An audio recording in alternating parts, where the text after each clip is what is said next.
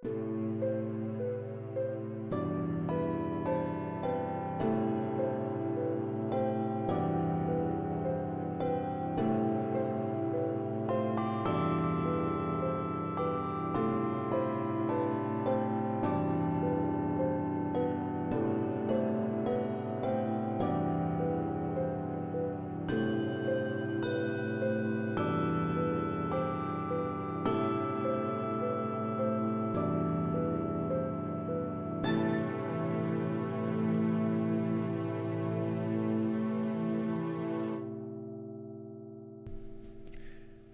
evening, everyone, and welcome to Truth Noir.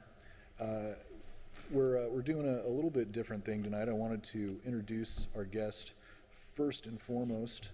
We have Louis Silverstein. There he is with that winning world-class smile. He's one of the co-operators of DroneBox Labs here that makes all of this madness possible. He even engineered that little alien behind the screen there that's sitting over his shoulder. Louis he's been running behind the scenes doing this stuff for a little over a year now, and he's going to be stepping in front of the camera fairly soon in the near future to do his own show about tech, computer talk, helping us understand some of the things that I certainly don't understand about computers. I know how to turn one on, and that's pretty much it. When it comes to fixing stuff, I have no idea. And so I pay someone like you to handle it for me. One of the topics, probably the main one that we're going to be talking about tonight, is net neutrality. And what I know about net neutrality is that the term was coined in the early 2000s by the media law professor from, I believe it was Columbia University. And that's pretty much it. So I'm going to, at this time, hand it over to Louis, and he's going to inform myself and also you guys at home about some of the finer points of net neutrality and whether it's a good thing or a bad thing. So cool. Take it away, Louis. Well, net neutrality, so you said that you know the term. Sure. And that you don't really know a lot about it. Also true. So it's this whole idea of how to govern the internet. And not just the internet, but how it's provided. So net neutrality is this thing that has been controversial for the last few years, trying to figure out how to have the companies that structure the internet, the ISPs, how to prioritize and allocate the resources that exist. So the internet, the famous example is a series of tubes, and you can't clog the tubes with a bunch of crap, otherwise it doesn't work. Yeah, even though it is zeros and ones, it is still, they flow through channels. Right, they have to, the way that communication electronically has traditionally flown was through telephone lines. Sure. Which it's just copper lines that are vibrating at a certain frequency that allows data to go back and forth. And the internet today, that's mostly the backbone is fiber optic. It's still the same premise. It's as opposed to electrons flowing back and forth that are vibrating, that are sending these ones and zeros, it's light that's flowing over fiber, and that information is being sent at a certain speed, and that allows a certain amount of data to be sent, and that's what the internet is. It's the connection of that data, the servers that it goes through, and then how it gets to where it's going. So net neutrality is this whole idea of how to govern the companies that control those pathways. And what was happening up until last year, or this year, 2015, net neutrality didn't exist. And the internet was this thing that had gradually grown over the latter half of the 20th century to the 21st century, where it started off as going over copper phone lines, and those were what were considered common carrier phone lines. So the way the internet worked was you had your AOL dial-up, you had your phone line, and you called into the AOL server, and... Yeah, I remember that annoying sound that it would play for you when it would dial up. Exactly. And what was happening there was you were connecting to the AOL server, which was an ISP, over a telephone line, which was a common carrier telephone line. And then AOL had this big, thick fiber connection to other AOL servers throughout the country, and then they also had connections to outside the U.S. And that was the internet resided, in a sense, in those servers. So the internet is basically the collection of that data in those servers. So that was a world before high-speed internet. Right. So in that world, if you had a telephone line, you had the full potential of that telephone line connection, which was, let's say you had a 56K modem. That meant that you could connect using that analog telephone line at 56 kilobytes per second, or kilobits per second, over that telephone line. That was, you had the full bandwidth of that telephone line. Right. Okay. So flash forward to, I don't know, 2000s. They start to develop high-speed internet, which is DSL, cable, fiber, things like that. What happens there is those new technologies were not installed by telephone companies. Like telephone companies, they had developed DSL, but it was this new technology. It was utilizing it in a different way. And like cable lines were started to be used as communication lines for bidirectional communication as opposed to unidirectional, where they're just sending you like that video information. Right. So the US government didn't classify that as Entitled II, which was common carrier. They started to say, well, this is a unique new thing. It's like they're building private highways, and we're not going to govern them the same way because they're putting a lot of their own money into building this new infrastructure. It's not telephone. Like telephone still exists. There still is a way to communicate electronically, untold in a sense. So if they're going to spend a ton of money to build these things, we're going to let them control it how they want.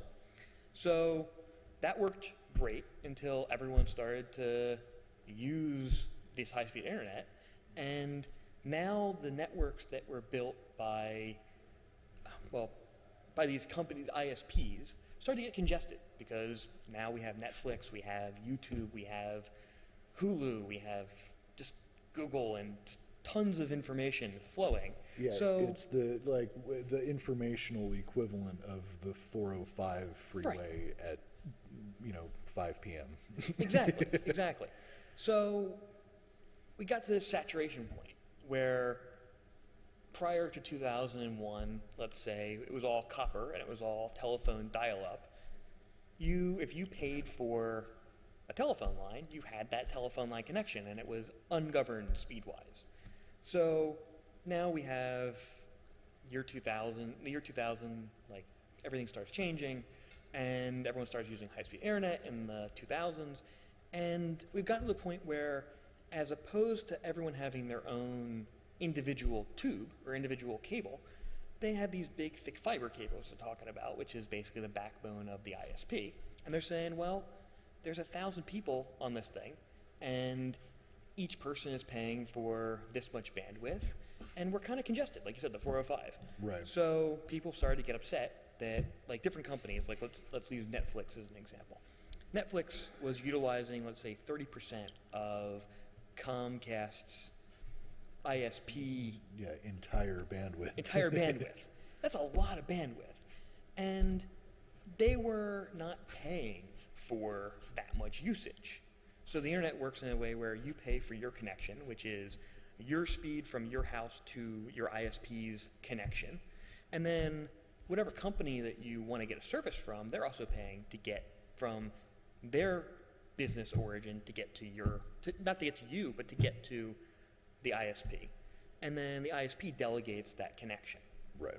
So what was happening was Comcast was oversaturated, saying, well, Netflix is utilizing 30% of our bandwidth. We have businesses and government and private people that need to use this bandwidth. So we're going to slow down Netflix because they're only paying for this much. Why should we give them this much if they're taking up this much, but it's slowing down everybody else to a crawl? So it causes big debacle where, like, Netflix, they didn't have the agreement with Comcast. They had an agreement with this company, I believe, called Layer 3. So the internet, the way it works, so net neutrality is a much bigger thing. because not a lot of people understand how the internet actually works. The internet is ISPs and backbone. So backbone is actually the connections that go from, let's say, California, or let's just Los Angeles to San Francisco. There's a company that has a fiber connection that goes between those two places, and that's not Comcast. That's not Time Warner. It's actually a backbone provider. And Time Warner, Comcast, Verizon, these are what are called last mile providers. So those are actually people that have the connections in the city that give it to the people that are buying like a home package or something like that. Okay. So net neutrality is this new set of laws that is to govern how those ISPs, or the last mile providers, deal with congestion. Okay. So what was starting to happen was, with the Netflix thing, they were throttling content, or throttling packages, based on who they were coming from, because it was not allowing, it was congesting everything. So it was saying all the cars on the 405 need to slow down. Sorry, that's not what was happening. What was happening was they were saying, well, these cars over here, these are Netflix cars. You guys got to slow down, and you got to use just the left lane because you're congesting everything for everybody else. Right. And we're Netflix going to give really the upset. other three. We're going to give the other 3 lanes to everyone else. Right. Which, in my mind, sounds logical. Like, that's what I would hope they would do. Where if, like, let's say we're Dronebox, and we have paid for a certain amount of connection to the world, and the world is trying to get to us. And if we were being slowed down by Netflix, that to me seems like the wrong thing. Yeah, like a shitty deal. Right. Especially if you're, yeah, because it turns out that like you're just paying for something that you're not getting. Right. So it's been this whole debacle of like, what is it really going to do for the consumer? So when it boils down, net neutrality is good and bad for the world. But there's people that are for it and people that are against it. Yeah, not knowing really anything about it, Yeah. Just from what I've read in, certain snippets of articles and stuff that, they get into like the ethical like governance debate of it, like what kind of content. And so it's kind of difficult for myself and for a lot of people that I think are, not well versed in the subject to really like understand what all is involved in the argument of net neutrality, because you can make the argument of like, well, it's about like certain content. You can't have the exploitation of, they talk about like kiddie porn on the internet all the time, and people will be like, well, of course it needs to be, can't have net neutrality, you've got to ban all that stuff. But this is a part of the argument that I think a lot of people are unfamiliar with, of like just speed and governance that you would use for any other sort of infrastructure. Right. So one thing that, like what you're touching on, is like the blocking of unlawful content. Right. So before the official rules of net neutrality, an ISP, which we're gonna classify, those are the last mile providers. So those are the people that are giving you your network connection. Right. They could, if they didn't like a certain website, they could block your access to it, which sucks. But I mean, that's a capitalist system. Like, if you have a private road, you can say, hey, I don't like the color of your car. You can't drive on my road. Right. Which, I mean, to me seems perfectly valid. And I would say, well, screw you. I'm going to drive a different way. Like, just because someone tells you, no, you can't do that, doesn't mean, you're going to make the government change it. I think that's the worst way to do it. It's private industry. Well, all people that have those red cars are going to say, hey, let's build our own road next to that guy's road and make it better. And we'll charge less, but we'll have more traffic, and we'll finally take over. That's competition. And what was happening, in my opinion, is people weren't realizing that. Like, people were just getting upset they couldn't download their Netflix. They couldn't get access to their videos quickly. And they were worried that things were going to be censored on their networks. But people forget that we have control. Like, we are the people. We say, we're not going to use Comcast anymore because they're censoring this thing. So let's use this other company. And Sure. it got to the point where, well, the government started to say, hey, well, you can't block that. These are public roads in a sense. So it's a much larger issue because the way that the high-speed internet started back in the 2000s, it was private industry who was building all these roadways, like these fiber lines. But after, I guess, like the mid-2000s, the U.S. government actually started dumping a lot of money into this infrastructure, which put it in this gray area where, kind of like how telephones were this gray area for a long time. They weren't gray area. They were dumped. A lot of money was dumped into telephones by the U.S. government so that they could have this connection, this network. And that's why they were a common carrier utility, was because the government said, well, they were part of the FCC, so we're going to govern this stuff. And make it available to everyone. Right. And it got to the point where there were just issues with high-speed internet, where it got to the point where it's a necessary utility, in a sense, that Sure. now the Congress has decided that it's something that should be governed by the FCC. And that's, in my opinion, it's a good and a bad thing, because prior to the FCC regulating the internet with net neutrality, it was part of the FTC. The internet wasn't just the Wild West. It was actually governed by the Federal Trade Commission because it was a form of commerce, which, in my opinion, is a much better way of classifying the internet than a communication tool, because communication is one aspect, but I think it's a trade tool more than it is a communication tool. Yeah, well, I mean, and that would seem to make sense, I mean, to a completely uneducated person in the matter, but yeah, there's like your email traffic and all of that, which is for the most part free. Mm-hmm. But yeah, there's so much business that goes on that probably far outweighs any of the communication or commons aspect of it, it would seem to me. Well, you used the analogy earlier of the 405. That's actually, I think, the perfect analogy for the internet. It is a superhighway of sorts where it's made for, the roads aren't governed by the FCC. The roads are governed by the Federal Transport Commission and the FTC. The FTC has a hand in trade. So why would you make the roadways the roadways aren't a communication tool, they are a trade tool. So that's why I picture the internet as such, because it's not just communication that is being sent across those lines. It's data, it's data sets, it's things that are tangible objects in a sense. They mean something, they're not just communication. Right. So this takes us to what net neutrality actually does and what people believed it was going to do. So the big companies that were arguing for net neutrality were Netflix, Google, YouTube, which is Google, basically content providers, people who are providing large amounts of video content, which eats a lot of bandwidth to get to a consumer.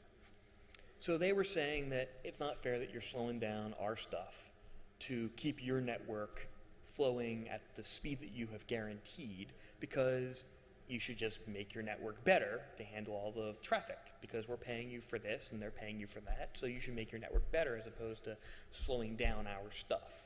Which, I mean, that kind of makes sense, but that's not the responsibility of the ISP to make their network faster because people are using things ubiquitously. Right. So that takes us to what the net neutrality laws actually have come to now. So net neutrality, first and foremost, prevents ISPs from censoring legal content. So as long as the website is not providing illegal content, it can't be censored. That's a more complex thing we can get to later if we have time. Other thing an ISP can't do is throttle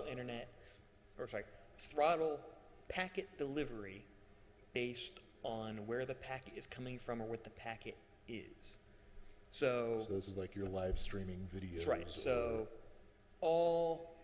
let's call them, most packets are TCP, which means it's a packet that's of information that sends to somebody, the server that gets it, the host sends it to a client says, I got it, sends an acknowledgement packet back. You have that packet, it's blocks of data, they get put into order, and that's your file. So anything that is that type of protocol can't be discriminated against based on where it's coming from or where it's going. Okay. And then the last thing that goes with that is paid polarization or paid prioritization. So that means that even though they're all, so first you can't slow them down, but you also can't speed them up. So those are the three main things that came out of net neutrality, which sounds like, I mean, that's pretty good. That's a good thing. Sounds fair enough. That's a good thing. But it also now starts to change the way that the internet works. So we have, so if you want to start with the first picture. Sure. So we got a map of the Earth. Yep. So what that is it's a picture from Wikipedia that is showing the intercontinental connections of fiber of the internet. So these, am I to understand this correctly, that these are basically the equivalent or maybe even paralleling the old telephone lines, the but now they're interconnects. just fiber optic cables now? Yeah. Okay. So that is how many physical connections, not including satellite connections or microwave connections that are on the world right now that are Sure. I was knowledge. actually going to ask you, what percentage of internet connectivity does that represent? That represents the international connections. Okay. So the connections are transcontinental connections. Okay. So if we go to the next slide, Sure. we actually see this is the T3 backbone back in 1992. Oh, wow. So this was like the very beginning of when the internet started to go public, right? So the internet had existed for, I'd say, at least a decade before. I mean, the internet had been used by businesses for about a decade before this, but everything was using like telephone lines and slow data lines. So T3 is one of the first real technologies to allow for high-speed internet connection. Okay. And you can see in 1992, it was a very limited amount of backbone in this country. Yes, it was going to the major hubs. Right. Fast forward to the next slide, it takes you to today. Quite a bit more. Quite a bit more. And on the bottom, you can actually see who the backbone providers are that are accounted for in this map. Okay. So the big ones that you probably, well, not that you've heard of, but that you may want to be familiar with are AT&T, Level 3, Cox, Cox. Sprint. Yeah. So those are the major players. So when we talk about the internet in the backbone, these are the companies that we're really talking about. These are the ones that really are doing the heavy lifting with the internet, and they're not the ones that you are using when you're at home and connecting from your computer. Right. So the thing is, net neutrality doesn't actually affect these guys. These are the guys that have the giant pipes. Right. And they have more bandwidth than they can use.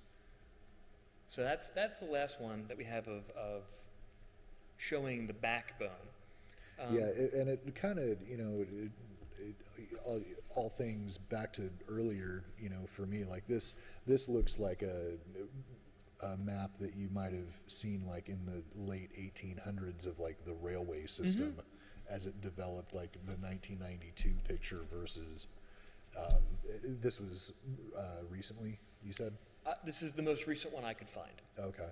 So to go on this whole idea of how the backbone versus the last mile providers, Right. Backbone's doing pretty well. Like we've invested a lot of money Yeah, it in seems the backbone. pretty robust.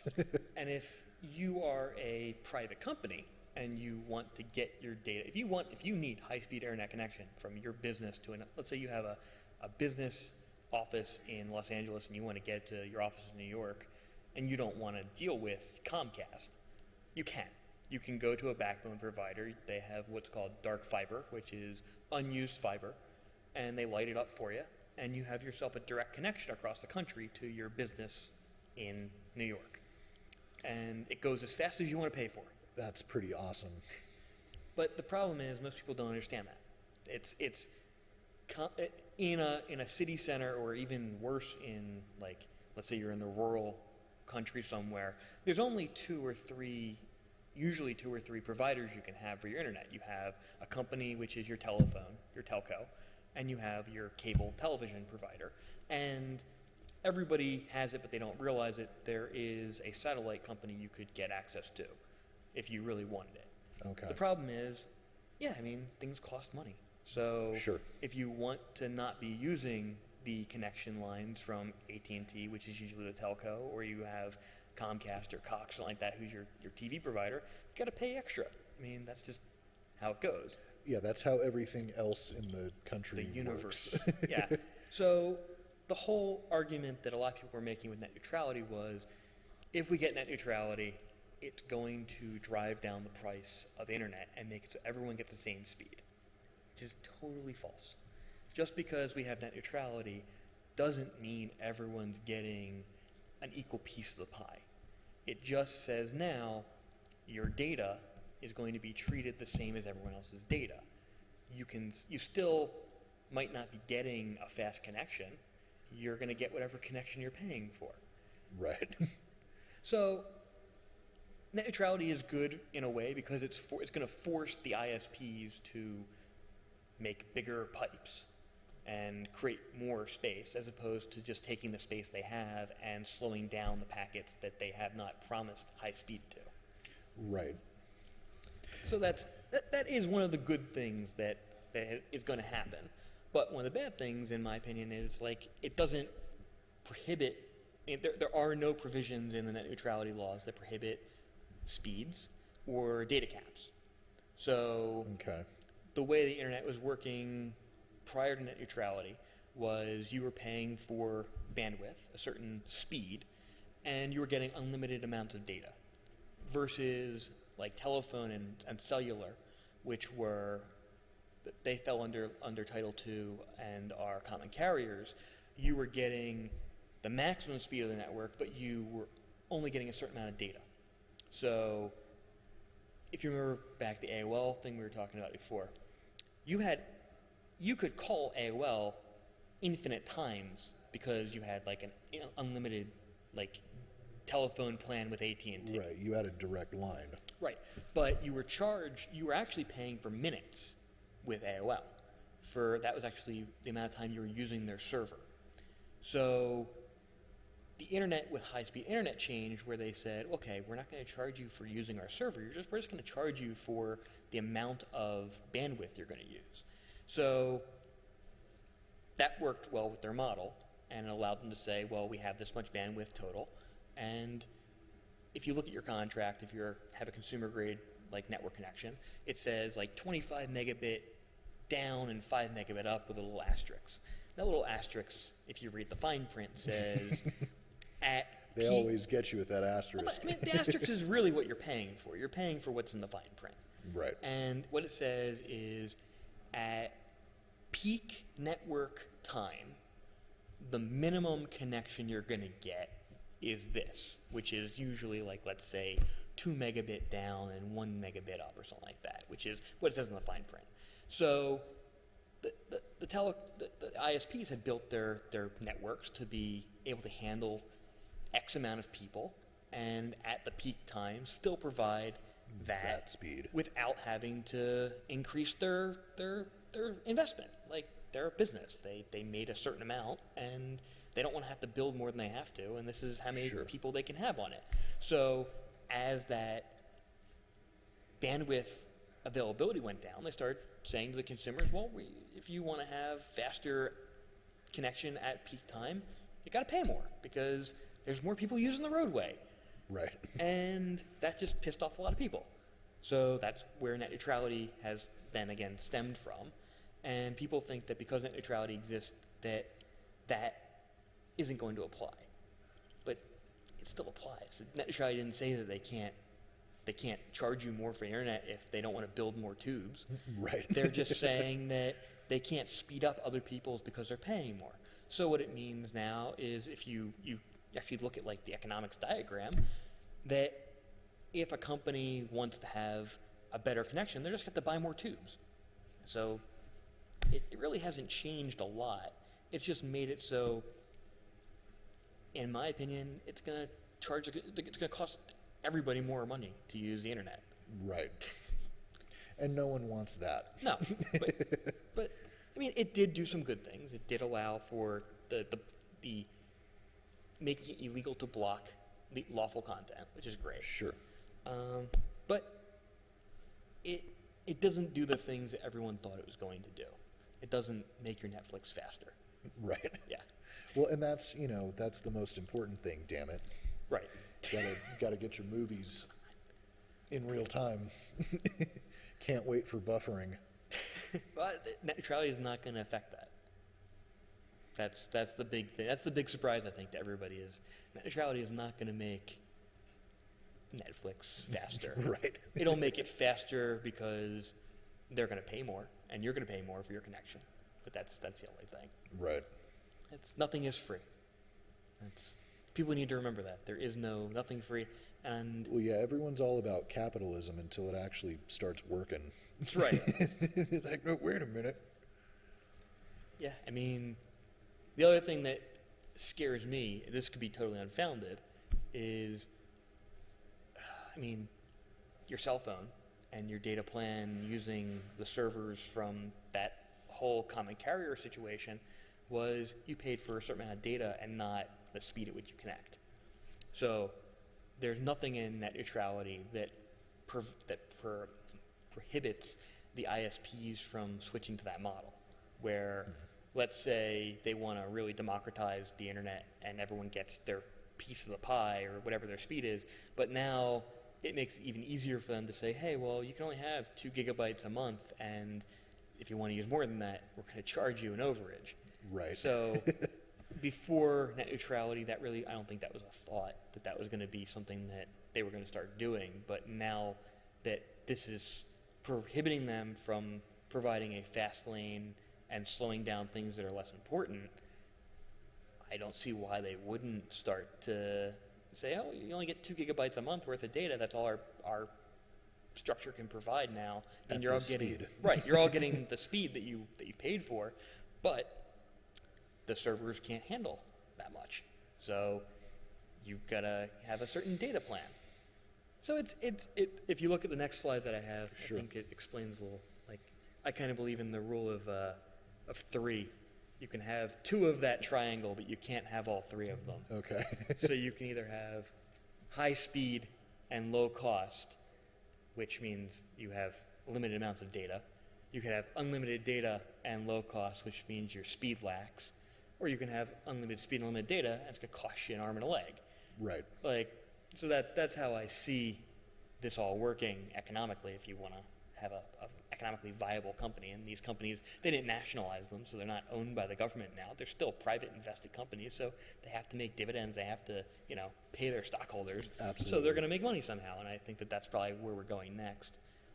And then those 2 other diagrams are the internet with net neutrality and the internet without net neutrality. So Okay. the one with net neutrality, let's call it, so that's the total internet backbone, let's call it, that's like the bandwidth. That's the full circle? Let's call it the full circle. Okay. And you have a large connection, a medium connection, and a small connection.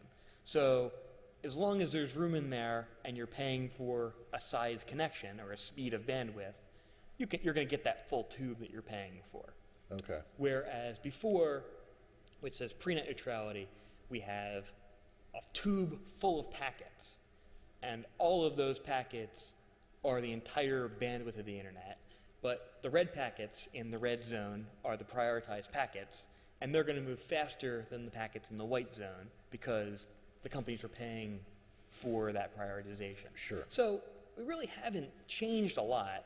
We've just, instead of taking the entirety of it and saying, well, these ones are going to move faster, we're just saying, well, they have their own lanes now. They have, which is weird because there is this whole thing of the net neutrality says there are no private lanes, no fast lanes. But the way it really changed the internet was it created tons of fast lanes. Right. So it's a very complex and heated issue among technology people because it's good and bad for a lot of reasons, and it's also scary because, I personally don't want the FCC in charge of the internet. I don't want, but yeah, no, because the FCC gets mad when you say dirty words, right? And they, or if you have a nipple slip, you get fined. That's right. Part of the net neutrality was they said, well, because it's governed by the FCC and it's Title II, there's a lot of things we're ignoring. Like, because it's the internet and it is this other thing, there's like 700 rules for Title II that they have said, well, they don't actually apply to the internet. But that doesn't mean they're not going to change their mind eventually. Right. Yeah, it becomes a very slippery slope when it's like, well, don't worry. Yeah, those laws are on the books, but we're not going to enforce them ever. Right. That's always bullshit. Right. When it becomes their best interest to enforce them because it's lucrative, then they will. Yeah. One thing that I see happening from that neutrality, which is, I wouldn't call this a conspiracy, but hey, it's all right, man. The show has room for ideas that are not conspiracies, despite popular opinion. But I think that one of the things that is interesting, at least in a historical perspective, is through the 2000s, the government put a lot of money into the internet to modernize our infrastructure and give us this fiber optic backbone, which gave us a ton of data. It allowed for the theoretical maximum data transfer of a single fiber tube is a petabyte per millisecond. So yeah, which is massive. So to clarify, a petabyte is the next step up from terabytes. I think it's yes, it is. It's 1,000 terabytes. Gotta be, yeah. So it's a lot of data. It's a shit ton. Yes. I think is the technical term. That's a single channel fiber tube. And fiber can be multiplexed.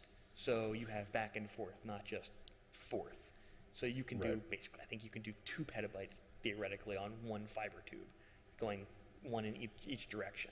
Yeah. So that's a lot of data. And we created this infrastructure of, well, we have a lot of data now. And we have more data than we can possibly, from a government standpoint, if they're doing things where they want to just track, monitor, whatever they want to do with it, that's a ton of data. Net neutrality, the push for now what they're doing with the way they're structuring it, there's a big incentive for compression algorithms, for now an ability for it to say, well, you're going to get this much bandwidth, like you have been given this much bandwidth, now you have to do the most with it. And the best way to do that is to compress things, to create compression algorithms. So that's like when you zip a folder of pictures that you took at your family reunion because it's too big to email. Right. So what that does is what that's doing now is the government invested a lot of money into saying, well, now we have the fastest possible connection across country as we could possibly get. Now how do we deal with the data? And I think that net neutrality is a way for the government to push private industry into saying, all right, we got this thing, now we got to make the most of it. And the way to make the most of it is to develop a compression algorithm, where that's kind of what happened with telephones.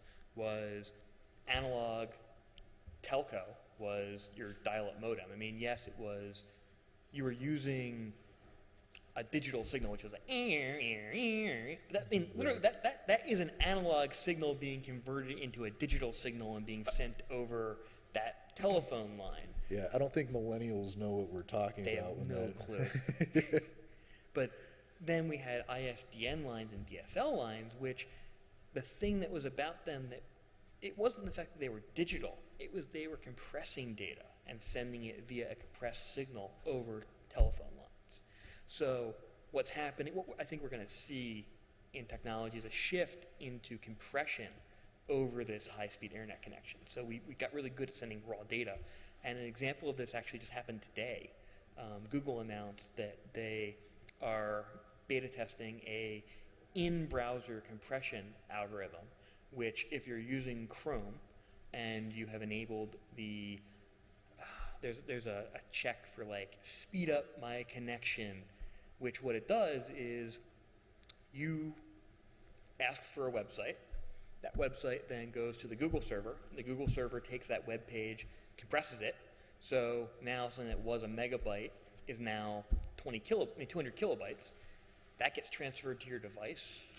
Chrome has a decrypt in it, or a decompress, says, okay, expand. And now you've sped up your connection because the amount of data that you're using is smaller. So we're already starting to okay. see that trend in compression, and I think that's like, it basically, net neutrality kicked people in the butt and said, hey, if you're going to be worried about the fact that you're going to only have a limited amount of usage, but you're going to have it at the fastest possible, you got to make use of that. Sure. Yeah, well, and so I mean, and that kind of gets into some odd territory too, right?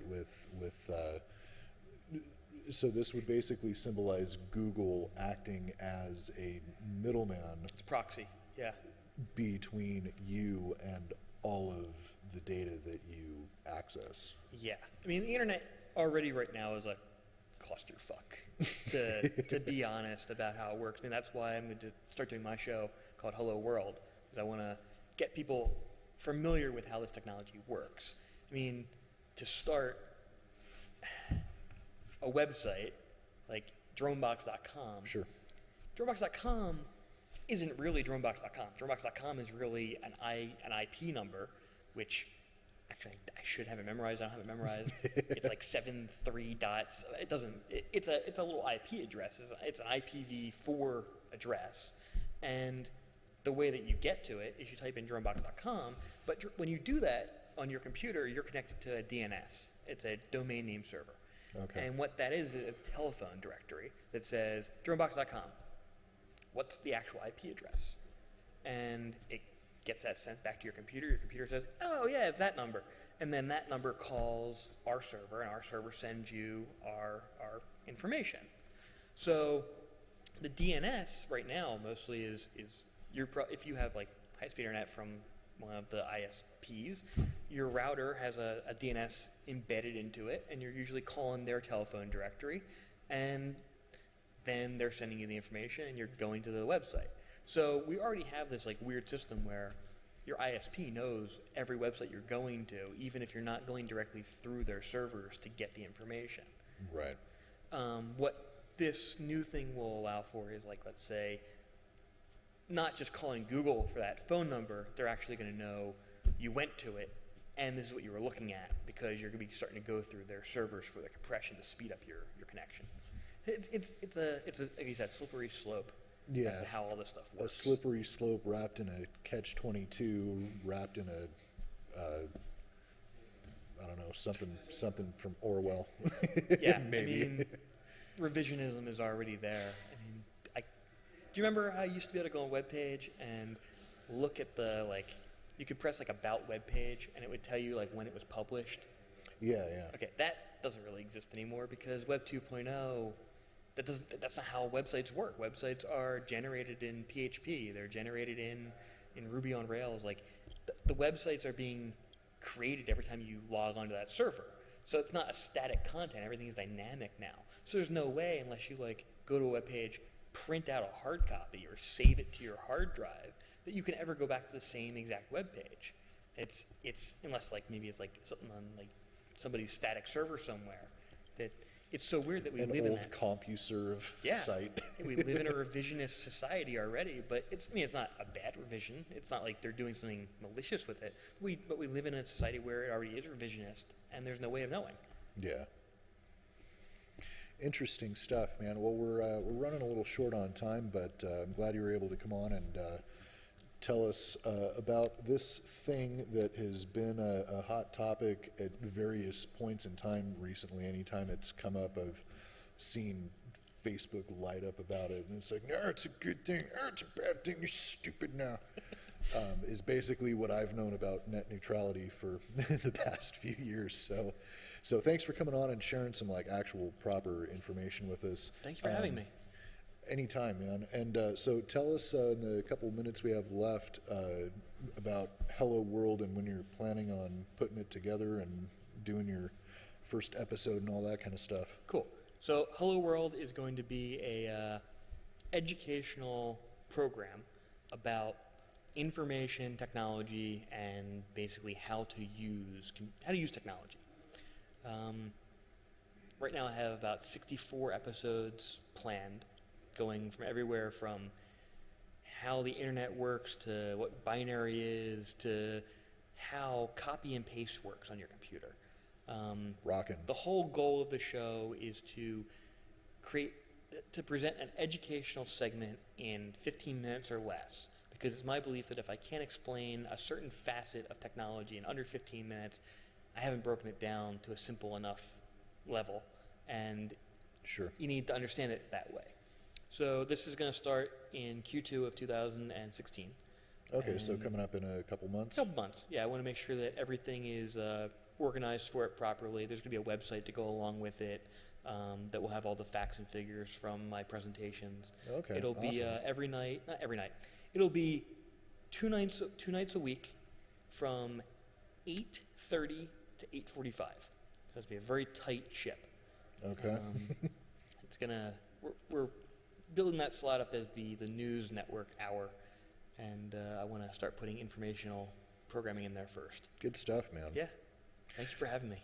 Yeah, for sure, man. And in the meantime, if you ever want to, share a little bit of it with us on Truth Noir, I'd love to have you back. Thank you once again for coming on the show. Thank you. And for all the other services you provide to all of the other content producers on here, we all appreciate it. And year 2 of Dronebox, good stuff. So yeah, we'll do more of that. And in the meantime, wherever you're going, get there safe. Take care.